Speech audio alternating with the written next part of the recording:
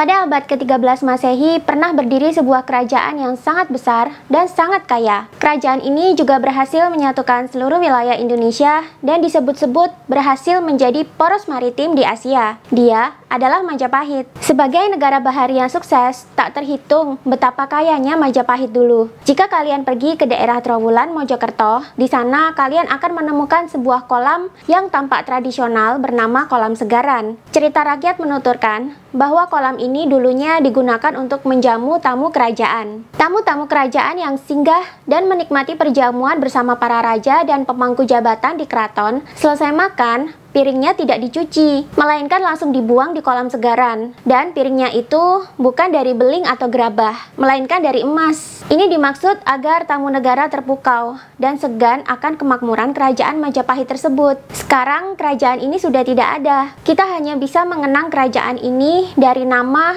dan beberapa peninggalan sejarah yang berhasil ditemukan. Bahkan Keraton Majapahit alias Istana Majapahit yang menjadi pusat pemerintahan kerajaan pun masih belum ditemukan di mana lokasinya sampai sekarang. Candi-candi yang berhasil ditemukan saat ini pun rata-rata terkubur beberapa meter di bawah tanah. Ada yang terkubur 10 meter, ada juga yang lebih. Mengapa bisa sampai terkubur segitu dalamnya ya? Jika candi-candi bekas peninggalan Majapahit terkubur karena usianya yang sudah terlalu tua, mengapa candi-candi lain yang usianya lebih tua seperti Candi Borobudur, Candi Prambanan, Candi Mendut, dan masih banyak lagi, kenapa tidak ikut terkubur? Padahal candi-candi tersebut dibangun pada abad ke-9 Masehi, 4 abad sebelum kerajaan Majapahit berdiri. Sampai sekarang, hilangnya kerajaan terbesar di Nusantara yang namanya harum sampai ke benua Afrika dan Eropa sana masih menjadi misteri. Kebanyakan penemuan candi dan bekas peninggalan kerajaan Majapahit ditemukan dalam kondisi sudah terkubur, sehingga diperlukan penggalian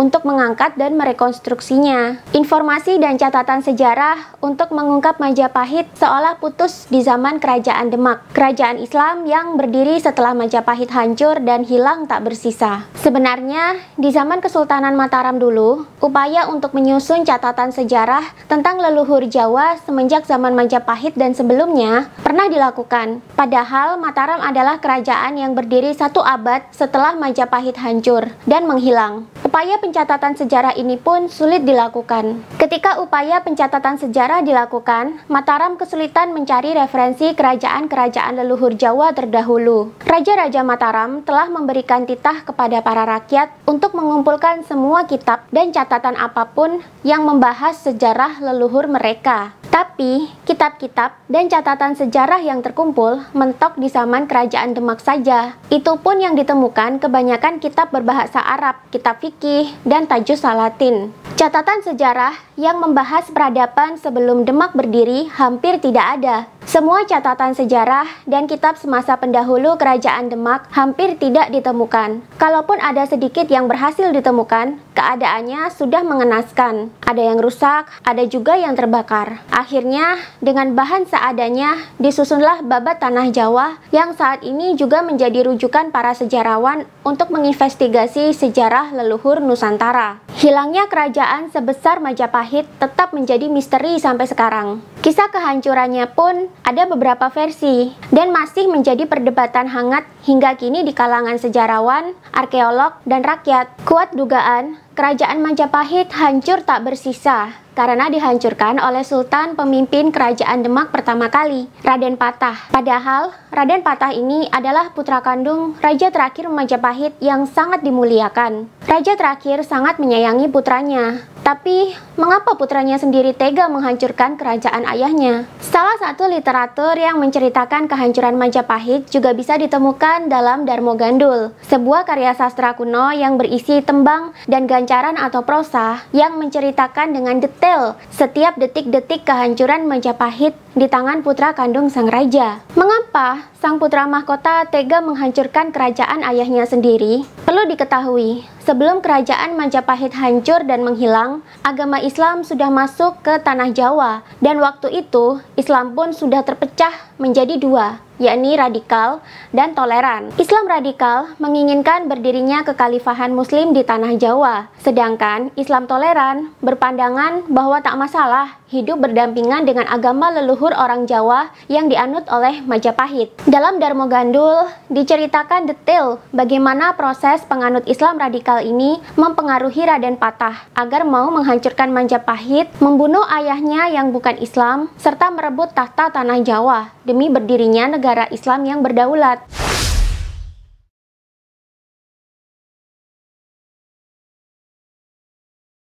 Agama Siwa Buddha diyakini menjadi agama para leluhur Nusantara, terutama di tanah Jawa.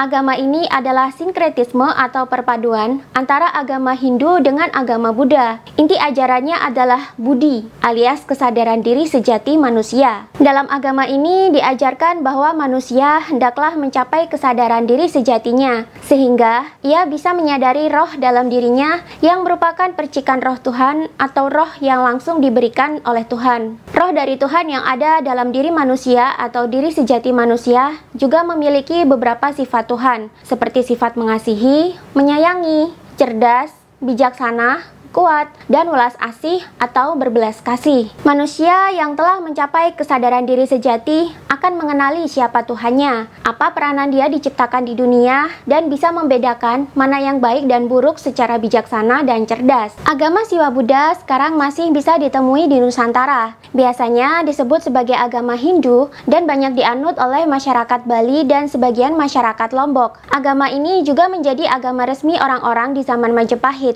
berikut para rajanya. Ketika Raja Majapahit terakhir bertahta, yakni Prabu Brawijaya kelima, ia memiliki beberapa putra dan seorang permaisuri yang beragama Islam. Di zaman Prabu Brawijaya kelima bertahta, agama Islam sudah masuk ke tanah Jawa dan disebarkan oleh para ulama. Ulama-ulama ini dipimpin oleh 9 wali utama yang disebut sebagai Wali Songo. Dewan Wali Songo pada awal mulanya diketuai oleh Sunan Ampel di daerah Ampel Denta, Surabaya. Awal mula agama Islam disebarkan di tanah Jawa berlangsung toleran dan damai. Mereka bisa hidup berdampingan dengan agama Siwa Buddha yang menjadi agama resmi di kerajaan Majapahit. Prabu Brawijaya kelima pun mengizinkan agama Islam disebarkan di daerah kekuasaannya. Bahkan Sang Prabu tak segan-segan mengizinkan umat Islam untuk menjadi pemimpin di wilayah-wilayah tertentu yang mayoritasnya adalah Muslim, seperti menjadi bupati atau adipati misalnya. Putra kandung Prabu Brawijaya kelima pun, Raden Patah,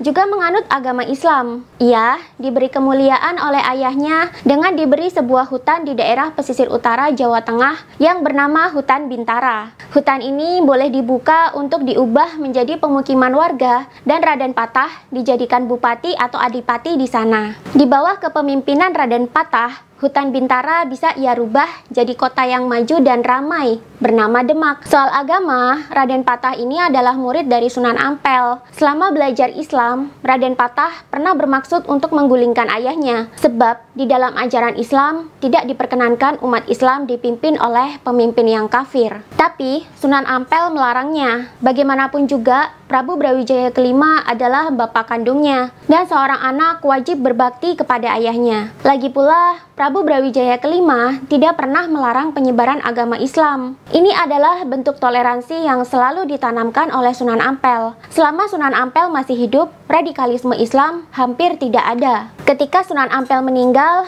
agama Islam di Jawa terpecah menjadi dua, golongan mutian yang radikal dan golongan abaan yang toleran. Orang Jawa menyebutnya golongan putihan dan golongan abangan. Golongan putihan merasa wajib untuk menegakkan kepemimpinan Islam berbasis khilafah di tanah Jawa. Mereka tidak mau dipimpin oleh pemimpin kafir. Dan mereka berpandangan orang Jawa harus diislamkan seluruhnya. Sedangkan golongan abangan merasa tak apa-apa jika hidup berdampingan dengan orang Majapahit yang beragama Siwa Buddha. Mereka juga tak menuntut pemimpin tanah Jawa wajib memeluk Islam. Golongan abangan ini banyak diwakili oleh sunan-sunan yang toleran. Salah satunya adalah Sunan Kalijaga. Setelah Sunan Ampel meninggal, muncul gerakan makar dari kabupaten di wilayah pesisir yang Islam, di mana di situ tercium gerakan untuk mendirikan kekhalifahan dan mereka mau melepaskan diri dari Majapahit. Gerakan makar ini diketahui oleh Prabu Brawijaya kelima. Prabu pun segera mengirimkan pasukan untuk menumpas gerakan makar ini. Pemimpin gerakan ini kocar-kacir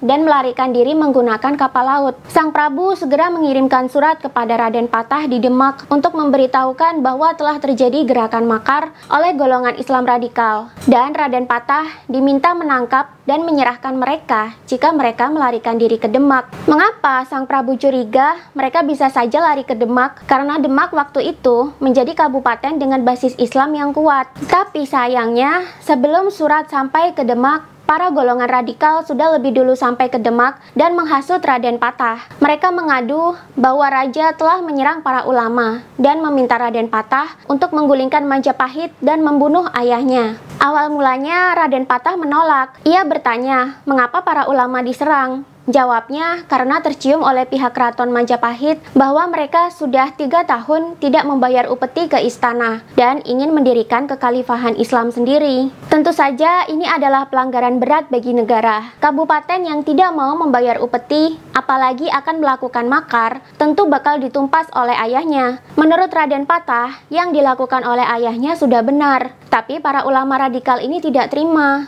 Mereka terus menghasut Raden Patah supaya mau menumpas kerajaan kafir tersebut. Bahkan Raden Patah diiming-imingi surga dan pahala berlimpah jika berhasil membunuh seorang kafir. Mereka juga memastikan Raden Patah bahwa ialah insan yang berhak memimpin tanah Jawa selanjutnya. Ayahnya selain kafir yang halal untuk dibunuh, juga sudah tua dan bungkuk, tidak bisa dijadikan pemimpin lagi. Atas bujuk rayu dan iming-iming surga yang panjang, Raden Patah akhirnya mau menyerang Majapahit dan membunuh ayahnya. Ia kemudian mengumpulkan seluruh bupati yang beragama Islam dan mengukuhkan diri sebagai raja baru di tanah Jawa. Kerajaan yang dia pimpin adalah Kerajaan Demak yang berbasiskan Islam. Ia kemudian juga menyeru para bupati untuk menyumbang pasukan untuk menyerang Majapahit dan membunuh rajanya yang kafir. Langkah Raden Patah ini lalu ditentang oleh seorang ulama yang bernama Syekh Siti Jenar. Ia dengan tegas menolak rencana Raden Patah untuk menyerang dan menghancurkan Majapahit. Tapi Syekh Siti Jenar saat itu mendapat tentangan keras dari para Islam radikalis. Setelah peristiwa itu, Syekh Siti Jenar dalam Darmo Gandul diceritakan dibunuh. Akhirnya rencana Raden Patah pun dilaksanakan. Dengan iring-iringan 30.000 pasukan, ia berangkat menuju Majapahit untuk berperang. Rencana ini kemudian dibocorkan oleh Bupati Pati. Ia mengirimkan surat ke Keraton Majapahit dan menceritakan semua yang terjadi di Demak. Membaca isi surat tersebut, tentu saja Prabu Brawijaya kelima serasa bagaikan tersambar petir. Ia sangat kaget dengan rencana anaknya yang lebih menurut pada hasutan orang-orang Islam radikalis daripada mempercayai ayahnya sendiri. Dia juga sangat sedih anaknya menempuh jalan peperangan demi mendapatkan tahta tanah Jawa. Padahal jika diminta baik-baik, Prabu juga pasti menyerahkan tahtanya pada Raden Patah. Kedatangan rombongan Raden Patah tak bisa dicegah lagi, sedangkan Sang Prabu tidak mau berperang melawan anaknya sendiri. Akhirnya dia memerintahkan kurir untuk menyampaikan pesan kepada Adipati Pengging atau Handoyoningrat dan Adipati Pronorogo atau Betara Katong. Dua orang ini juga anak kandung dari Prabu Brawijaya kelima yang masih loyal pada Majapahit. Prabu meminta mereka untuk membantunya membendung pasukan Raden Patah di perbatasan. Tapi belum sempat kurir itu berangkat, pasukan Raden Patah sudah sampai di Istana Majapahit. Jumlah pasukan di Majapahit hanya 3.000 orang, sedangkan pasukan Raden Patah ada 30.000 orang. Terjadilah perlawanan yang tidak seimbang. Dalam waktu singkat, peperangan berkobar dan pertahanan Majapahit dijebol. Pasukan Majapahit banyak yang terbunuh. Patih Majapahit pun ikut tewas di medan perang. Kompleks keraton dijarah oleh tentara Demak. Rakyat dikumpulkan dan dipaksa masuk Islam. Jika tidak, rumah mereka akan dijarah atau mereka dibunuh. Semua buku dan kitab tentang Majapahit dan agama Siwa Buddha digeledah, dirampas, dan dibakar, termasuk yang disimpan di rumah warga. Suara pedang, teriakan, dan tangisan bercampur aduk jadi satu. Rakyat yang ketakutan tapi tidak mau masuk Islam akhirnya berlarian mengungsi membawa barang seadanya. Mayoritas mengungsi ke gunung, salah satunya Gunung Bromo. Mereka lalu berkembang menjadi suku Tengger. Dalam tragedi ini, Prabu Brawijaya kelima berhasil melarikan diri, ditemani oleh dua pendeta setianya, Sabdo Palon dan Noyo Genggong. Mereka bertiga melarikan diri ke ujung timur Pulau Jawa. Ketika pasukan Demak menggeledah istana, seisi istana sudah porak-poranda dan habis dijarah. Sang Prabu tidak ditemukan.